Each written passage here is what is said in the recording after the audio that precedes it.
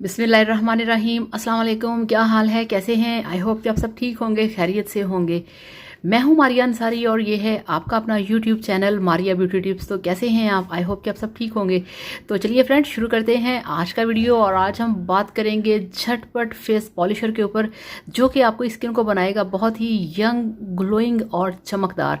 तो ये देखिए फ्रेंड्स, मेरे पास है ये वाला फेमनी का whitening urgent facial skin polisher. ये एक बेस्ट फार्मूला है, बहुत ज़बरदस्त फार्मूला है। आपने अब क्या करना है, आपने इसको लेके आना है और ईद आने वाली है। ईद से पहले आप इसे 2 बार अपने फेस पे अप्लाई कर सकते हैं। अपने फेस को वॉश करें और इसे लगाएं अपने फेस के ऊपर, और लगा के आपने 5 से 10 मिनट इसे लगे रहने देना है। और आपने दरमियान दरमियान में 1-2 बार हल्के गीले हाथों से अपने फेस पे मसाज करना है। इसे लगे रहने देना है 15 मिनट के लिए, और उसके बाद आपने अपने फेस को वॉश कर लेना है अच्छे तरीके से। और इस पे लिखा है नंबर 1 स्किन को ग्लो देता है, नंबर 2 चेहरे का जो रंग काला है उसको वाइट करता है, नंबर 3 स्किन को नहायत ही सॉफ्ट करता है। तो बेस्ट है ये वाला फेमनी का urgent whitening facial with polisher.